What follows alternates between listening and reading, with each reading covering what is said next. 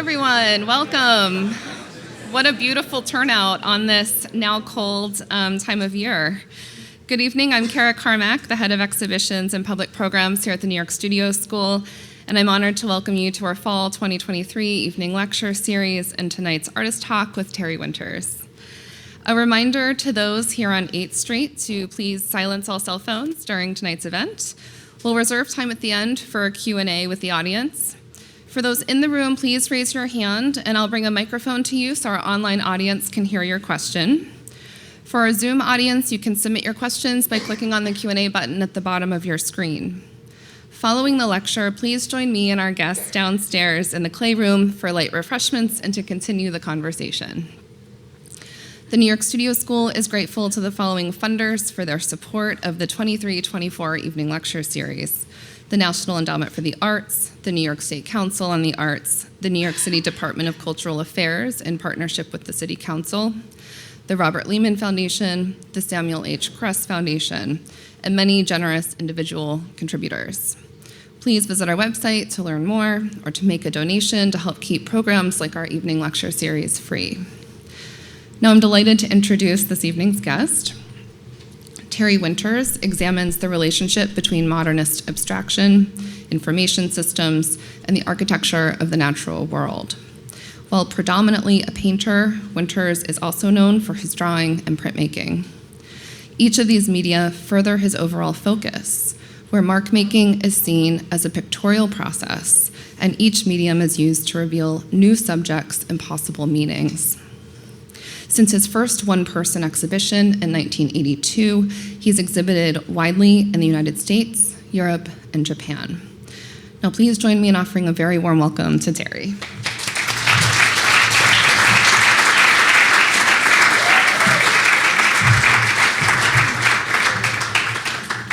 Thank you, everyone, and thanks for coming tonight, and thank you to everybody at the Studio School, especially Graham Nixon for offering me this invitation. Here are two paintings about painting. They were both made in 1968. On the right, Pablo Picasso, a clever flattening and twisting of painted space. And on the left, John Baldessari's snarky yet truthful conceptualism. This presentation is a counterpoint to a talk I gave about drawing. That was during an exhibition of founding gifts for the Menil Drawing Institute. That show's title, Drawing is Everything, was taken from a statement by Ellsworth Kelly. And for that talk, I basically riffed off that phrase, drawing is. And this time I'll be talking about an interconnected subject and showing lots of images. This is really going to be a picture show. But I'll also be reading some notes on, about, and around painting. Propositions meant to hopefully trigger questions and a discussion afterwards. The point of departure is this work of John Baldessari, What is Painting? Do you sense how all the parts of a good picture are involved with each other, not just placed side by side? Art is a creation for the eye and can only be hinted at with words. This talk is my attempt to expand, or at least point to some other possible descriptions of what painting is, of what is painting. So, painting is a door, a boundary condition, a threshold between two realities, the actual and the virtual. This is Charles Wilson Peale, The Staircase Group. It was painted in Philadelphia in 1795. There's a wooden step and door frame around the painting that surrounds the illusionistic scene. Painting is archaic, older than history itself. An image of a bear painted in red ochre 32,000 years ago. It was found in the Chauvet Cave in France and made public again in 1995. Painting is graphic. On the right, Cy Twombly, blackboard painting, oil on canvas, 1969, and Paleolithic markings in the cave of El Castillo, Spain, physical evidence of a phantom presence.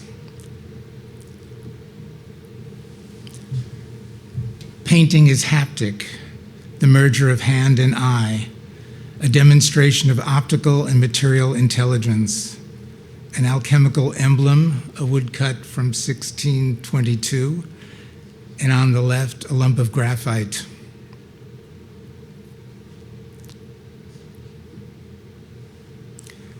Painting is silent.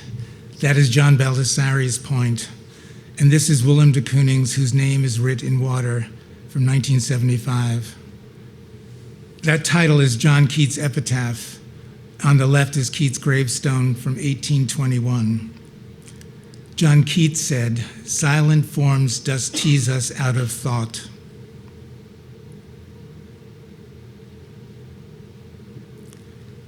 Painting is in color.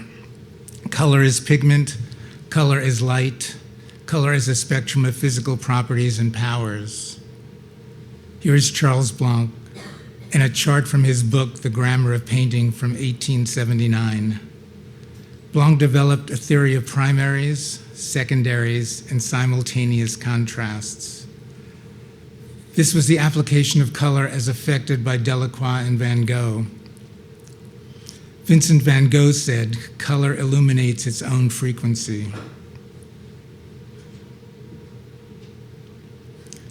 Painting is instinctual, an innate desire, a drive towards excess production. It's Jackson Pollock in 1951 and the chimpanzee Congo in 1960. Pollock needs no introduction, but Congo was the protege of Desmond Morris, the zoologist and author of The Naked Ape, an investigation into the biology of art. Desmond Morris was also a painter himself and a self-described surrealist.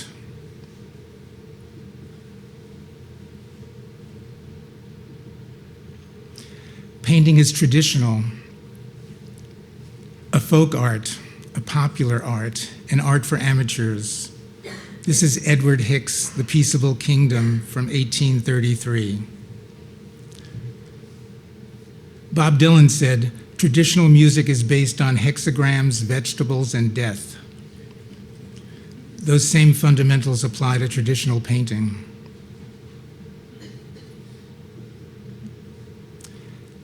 Painting is conceptual. This is Lucio Fontana's Spatial Concept from 1960. Painting is an evolving theory of abstraction, from Cézanne's cylinder, sphere, and cone, to the point and line to plane of Kandinsky, to Fontana's inflections, vectors, and frames, a direct response to contemporary electronic space.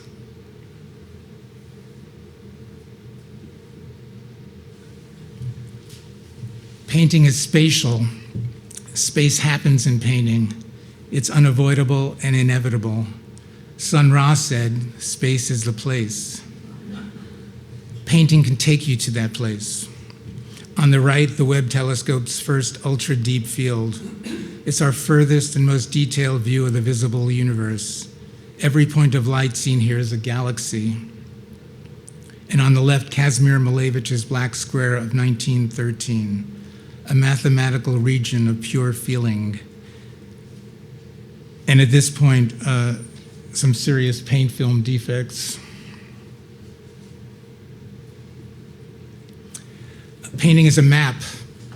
Like shelter and song, paintings determine territory. Clockwise, from the upper right, an Iroquois longhouse in upstate New York, an eastern bluebird, and Jasper Johns' map from 1960. Jasper Johns builds a sequence of material markings as a 4D graphic sign.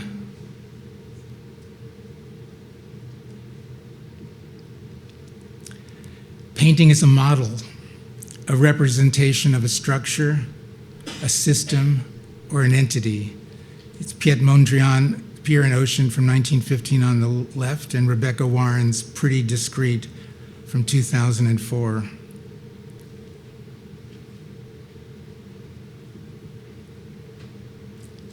Painting is a network, a diagram of connections which send multi-directional and multi-dimensional signals. That's Marcel Duchamp's network of stoppages from 1914. Poetic and pataphysical affinities are built actual size.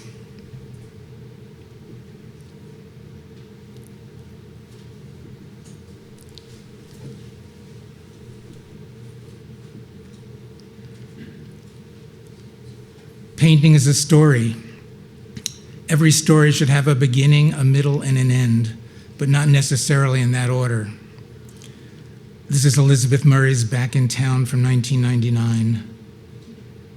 Cartoon-like images evoke captions, distinct narratives for each and every viewer.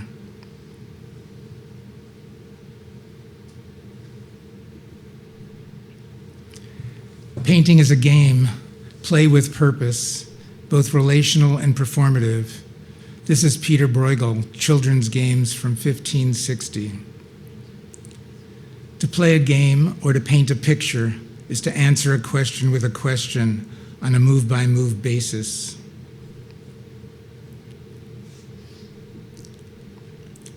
Painting is work, manual labor. Here are two views of the job site, the alpha and omega of work habits. The Francis Bacon Studio at 11 Rhys Mews in London, and Mondrian Studio in Paris, 26 Rue du Départ.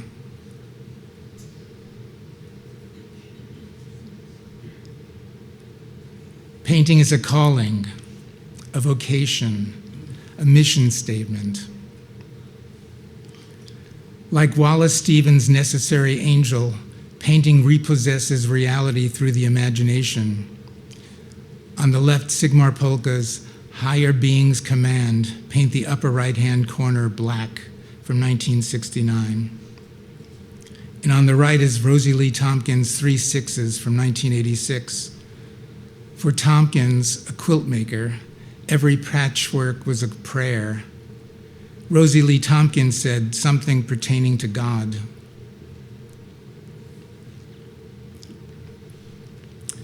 Painting is total idiocy. Gerhard Richter said, if one lacks total commitment, then it is best to leave it alone, for basically painting is total idiocy. On the left, an image from the documentary film Gerhard Richter Painting from 2012, and Bob Ross painting on television, The Joy of Painting, first broadcast in 1983. Bob Ross said, only nice people paint.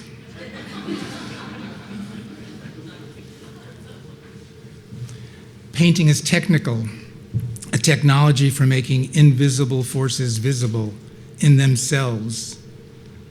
Paul Cézanne said, the purpose of painting is to make a new optic of nature. That's Jackson Pollock, seen here in Springs, New York, action painting caught in the act, and a technician maintaining the Large Hadron Collider in CERN, the European Center for Nuclear Research in Geneva, Switzerland.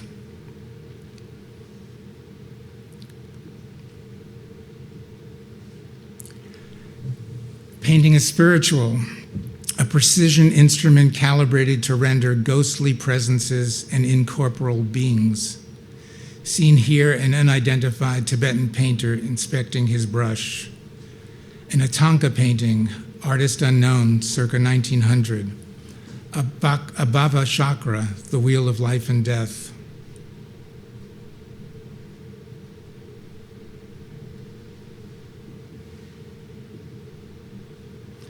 Painting is logical, a logic of sense, the merger of common sense and nonsense, part carpentry and part catastrophe. Painting is a deliberate application of craft, civilized and stable, punctuated by periodic emergencies, far from equilibrium.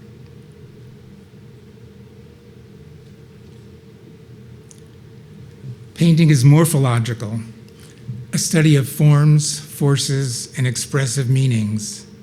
A page from On Growth and Form, Darcy Thompson's 1917 classic book on morphogenesis.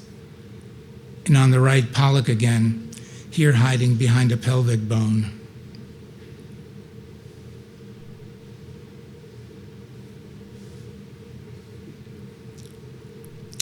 Painting is psychological, an insightful investigation into personality, its orders and disorders. This is Alice Neal's Jeffrey Hendricks and Brian Buczak from 1978. Alice Neal said, "I'm a collector of souls."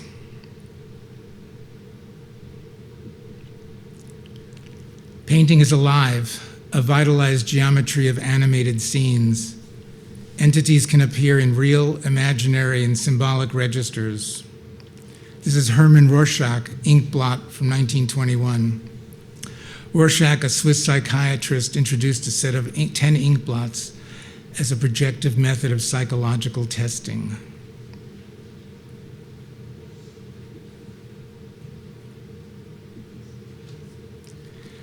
Painting is multiple. This is Paul Cézanne's House on a River from 1895. Cézanne said, "All along the river, the motifs multiply."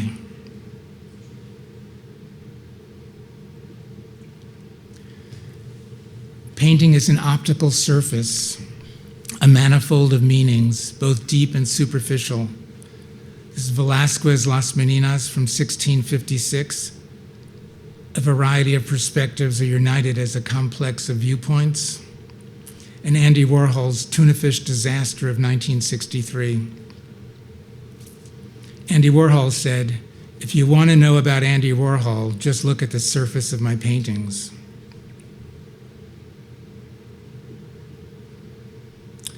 Painting is an intensive field. Like the weather, paintings are affected by fluctuations of temperature and pressure. Some external and internal examples. Looking out, on the left, John Constable's Cloud Study, August 12, 1822, and looking in, Henri Michaud's Mescaline drawing from 1958.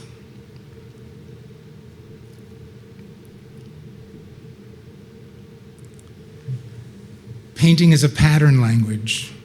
Marshall McLuhan said, "The artist's job is to find patterns." And that's McLuhan in the upper left in front of that bank of television sets. And that's on the upper right is Carl Schuster's house in Woodstock, New York. Schuster was an art historian. His research led him to see ancient and ethnographic art as pattern, as a flow of information from generation to generation, a kind of formal symbolic genetics. Schuster's archives were compiled and posthumously published as 3 volumes in 12 parts to be distributed to museums and libraries by Edmund Carpenter. Carpenter was a friend and collaborator of both McLuhan and Schuster, and he's seen here at the Schuster Archive in Basel, Switzerland.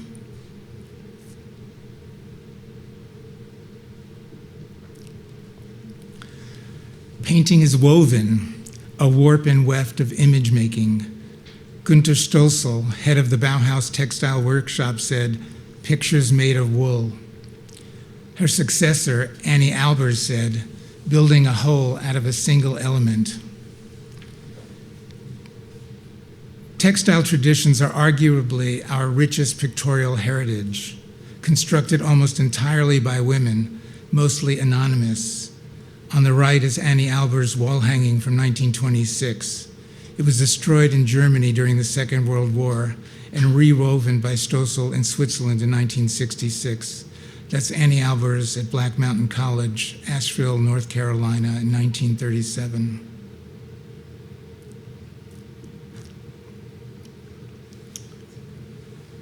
Painting is an abstract machine. Here is Harry Smith, archivist, painter, filmmaker, collector of folk songs, paper airplanes, and string figures. Smith wrote a 1,000-page treatise on the phenomena of string figures, a form of storytelling expressed in line and shape, space and time. These figures are known to all native inhabitants of East Asia, Australia, the Arctic, the Americas, and the Pacific Islands. Painting is a laminated structure, a temporal mixture of chemical intensities. That's Van Gogh's Sunflowers from 1889, and seen here on the examination table and under the microscope.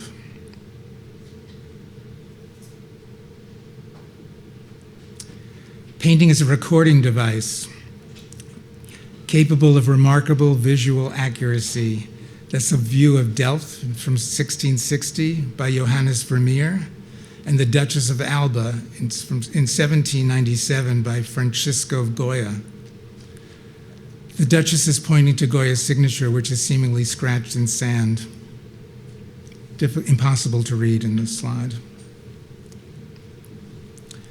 Painting is a document. Historical and political events are documented as an aesthetic experience. This is Henry Taylor, The Times They Ain't A-Changin' Fast Enough, from 2017. Taylor recreates the police shooting of Philandro Castile during a traffic stop in 2016.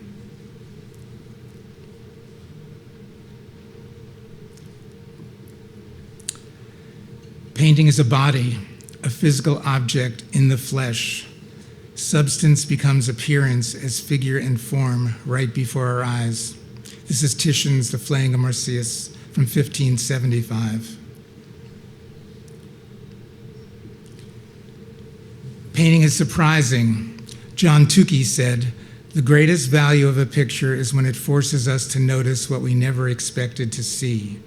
Tukey was the most important mathematical and theoretical statistician of the 20th century.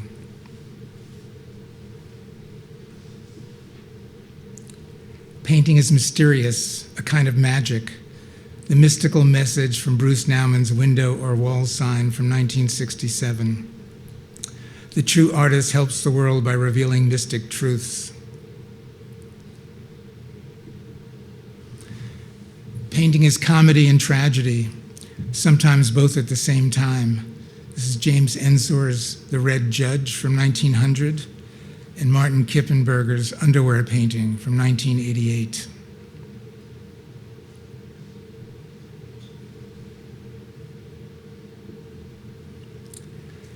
Painting is decoration and expression, a parallax view. This is Jackson Pollock, Blue Poles from 1952.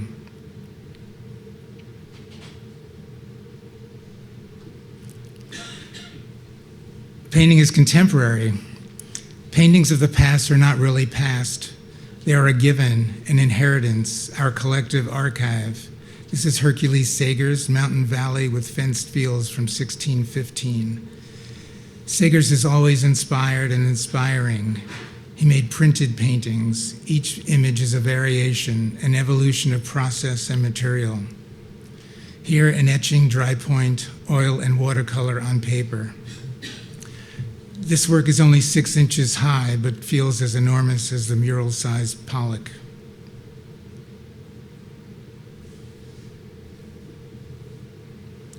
Painting is display, as installation and exhibition.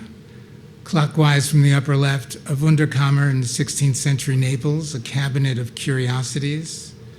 Kazimir Malevich's The Last Futurist exhibition, 010, in Petrograd in 1915. Jackson Pollock's exhibition at the Betty Parsons Gallery in 1949, and Marcel Duchamp's 16 Miles of String from the first papers of surrealism in 1942.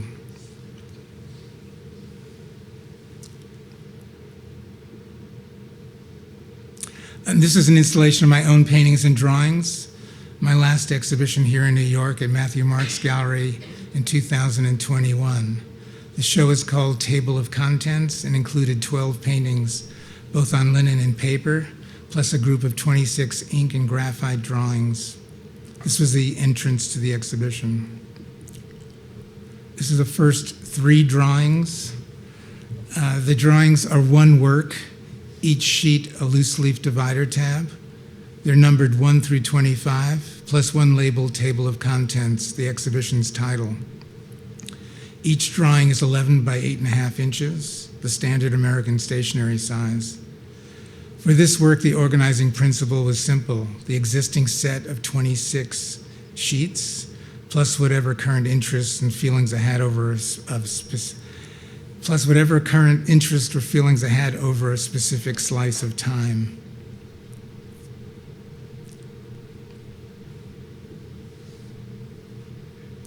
This is Index 1 from 2021, Oil on Linen. This painting is 7 foot high. It's a single independent work from a group of 5 index paintings. Also, it was initially developed as a small drawing of US letter size, and each canvas from the group has that same aspect ratio of height to width. For me, drawings are the prototype. Everything moves out in all directions from drawing. They function as a register of images to be developed further through painting. The painting process becomes an illumination system, a method to expand and uncover possible meanings.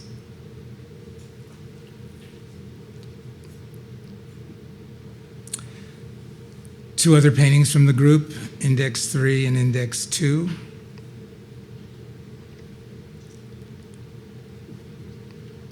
And here, Index 4 and Index 5.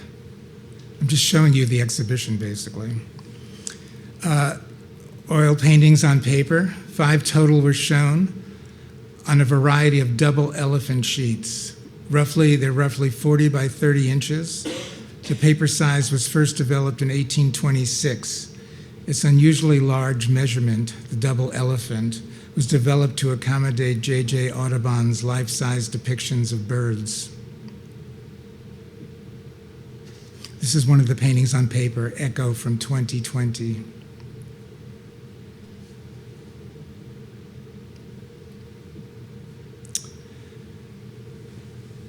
This is also a larger painting, Magic Architecture, from the same year. The title is appropriated, taken from a Frederick Kiesler book project, Magic Architecture, Its Origins and Future.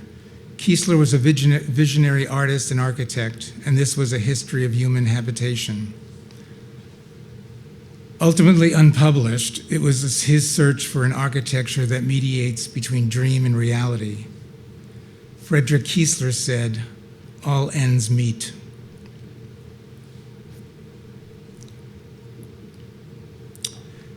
This is also a large painting, 7 foot high. It's called Therios.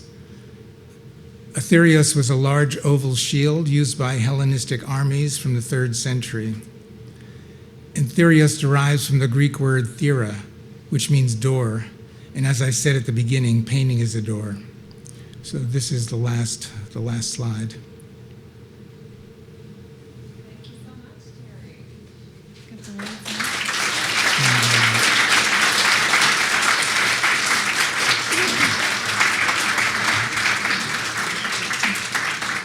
So we'll open it up to question and answer. Again, those in the room, please raise your hand. I'll bring the microphone to you so our online audience can hear. And those on Zoom, please feel free to type your questions into the Q&A section and the platform. Do we have any questions to start? You've given us a lot to think about. Any answers? Oh, we have one here in the front. How are you thinking about this piece?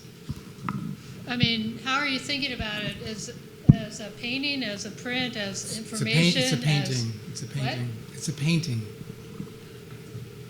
Okay. Coming from... How are you thinking about it? I don't know, because you just talked about systems of information and printmaking and maps and all these different things. And to me, I don't know, I guess all that means a painting to you, Yeah. right? Painting is.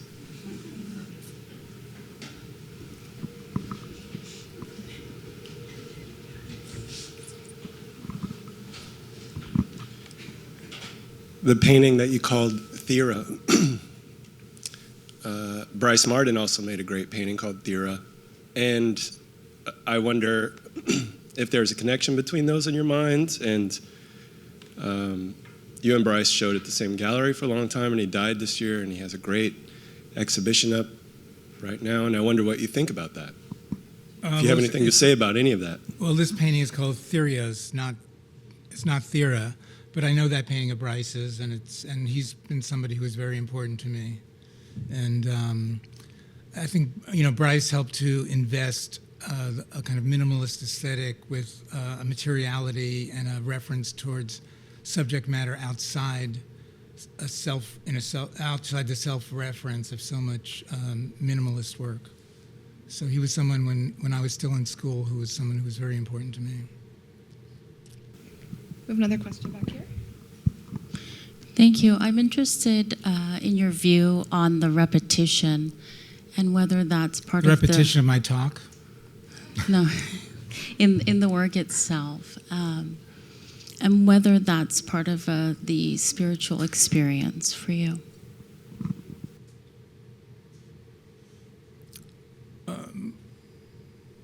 Well, I think there's a way that the repetition and the manual labor that's involved in making something puts you into a state of mind that it offers something that's so rare today in terms of attention span. And I think that there's a degree of craft. That's what I was saying about the notion of it being carpentry. That puts you in a place of working space that opens up a kind of mental space.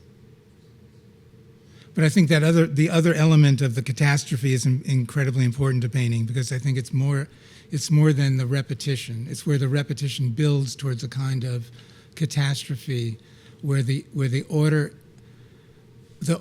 and what one knows is somehow disturbed and interrupted, and you're thrown into a place that's less familiar and more open to possibilities for invention.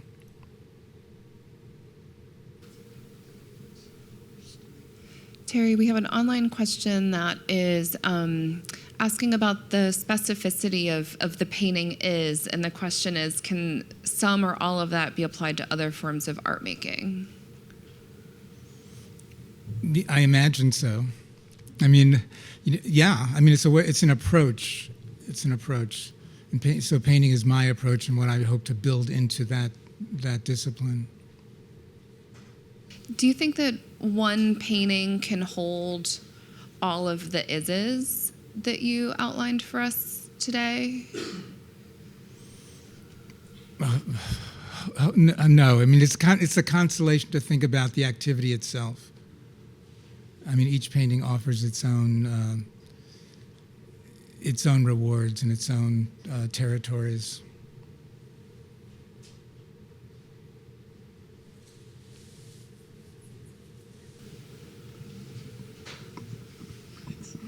Hey, how does your approach differ when you're doing a painting on paper versus a painting on canvas?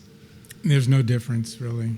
It's just a different set of parameters that get established because of the materials involved.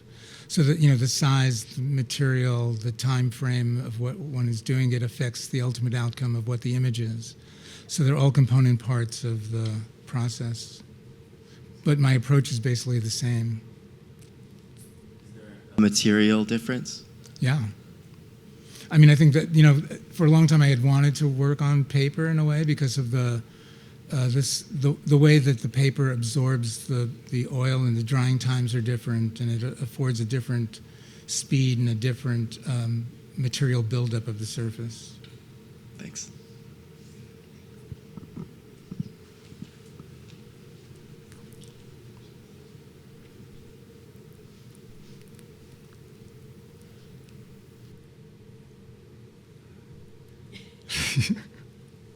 Gonna read. So we have a few questions online. I'm just gonna take a glance here. Okay. So we have a question about your method of drawing. Do you doodle, for example, or do you project your found images of information systems? Do you invent pattern systems, and how do you approach your use of color? So there's quite a few questions in there. One about the use of color. One about... I definitely don't doodle. You do not doodle. I draw. And do you both invent and appropriate or mirror found systems of processes? I'm working from lots of different source materials, and things are specific sources that are re-specified through the drawing process. And then they are put through the pressure of the painting system, which becomes a kind of visualization of other potentials and meanings that are, I think, contained or hidden in the drawings themselves. Speak also to your use of color. Like Van Gogh, it illuminates its own frequency. I think color is the most important, the wildest element of the painter's toolbox, and it has a capacity to function on both like a perceptual and a pataphysical level.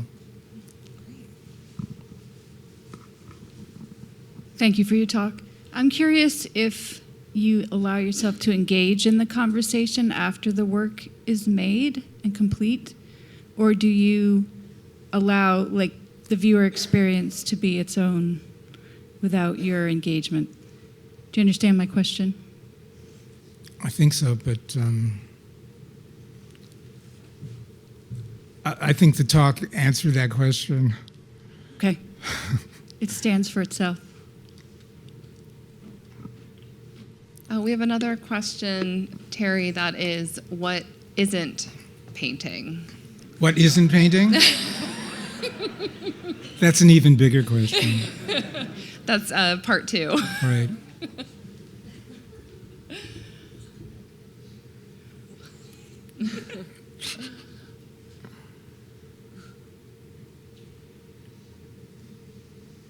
Okay, another question online asking if you know the Guston quote of painting like a civilized first man.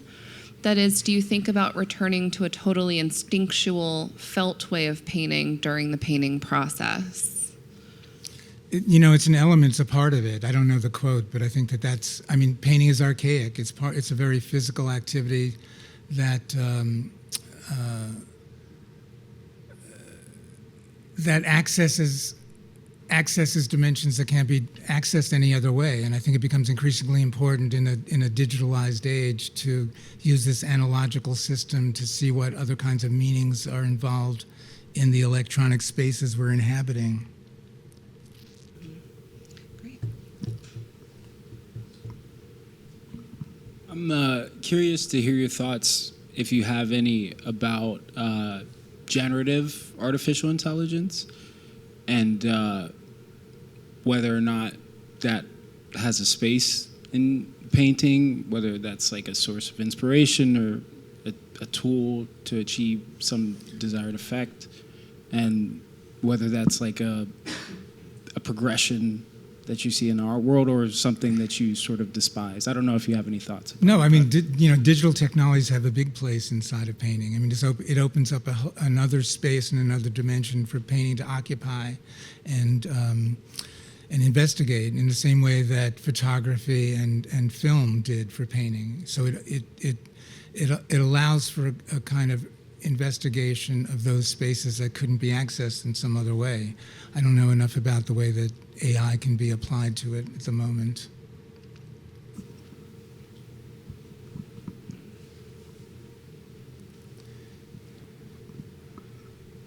I'm interested in your the idea of catastrophe, and the way I think of it is that there's an idea, and the idea gets fucked up, and you end up going 90 degrees and end up somewhere else, or there's the idea and the mess, or lots of ways of thinking about that.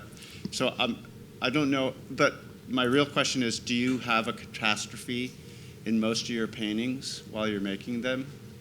With that in mind? Hopefully. Yeah. Or you're working your way to that point. I mean, when you're working in the carpentry realm, you're working out of things that you already know, and you're pushing things further along down that line, and that sense of comfort keeps you in a zone that's manageable in some way, and too familiar to say something that might be of interest. So I think that the notion of hitting the catastrophe allows you to be thrown off balance and become desperate. I mean, that's the Kooning's whole thing. He was interested in desperation because he became desperate. And I think it's out of that desperation new things emerge from paintings. Okay, thank you, Terry. We have another online question. It's a little multi-part. The first is, are there multiple drawings leading up to one painting?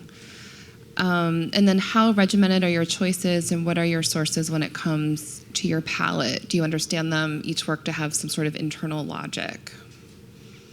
Yeah, I'm hopefully to build some sort of logic where there's a sense of necessity in each painting. So there are parameters within which I'm trying to work and invent. And then could you speak a little bit more about your drawing? And you mentioned this a little bit in the talk about your drawing practice, working up to paintings and scaling them up. And what is that process for you of understanding the relationship between drawing and painting? The drawings are worked on to be independent works in themselves and have that same sense of desperation and investigation, hopefully, but within a narrower bandwidth. So they're mostly worked in black and white, and I'm trying to experience the same things in terms of working towards some place that is unknown and new to me. And then out of those drawings, some hold a kind of curiosity or interest for me that I think could somehow be explored further, either as a painting or as a print. So, and those paintings and prints can be built from one drawing, or they can be built from multiple drawings.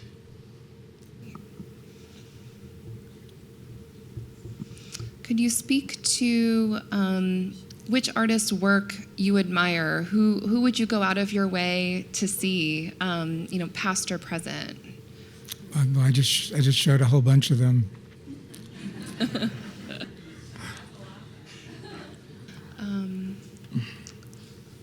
see. Sorry, we have a lot of comments. We really appreciated your approach tonight.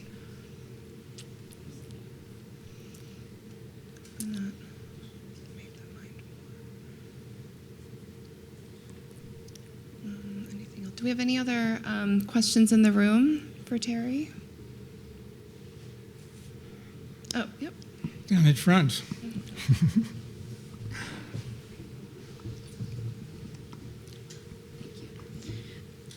Terry, you spoke a bit about the scale of your drawings in the last show in New York, the standard American stationery size, and then this great anecdote about the Audubon. I was wondering if you could speak a little bit about your choice of scaling your paintings. I'm interested in these givens, like the given of the stationary size, and then working within the parameters of that aspect ratio and how that affects the building of the work. So many times I'm just trying to take the found object, like the found object of the double elephant or the found object of imagery that I'm working from, and torquing it and twisting it into some other unknown place.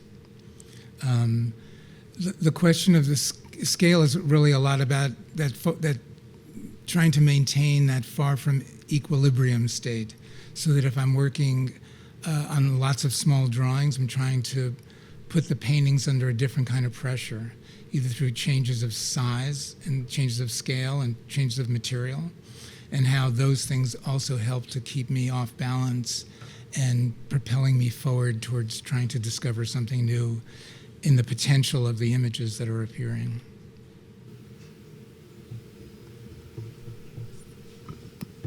Right, do we have one final question for Terry in the room? I think we really appreciate all of your time and giving us a lot to think about. I'm sure that there will be lots of follow-ups downstairs in the Clay Room at our reception. So thank you so much, Terry. Really appreciate it.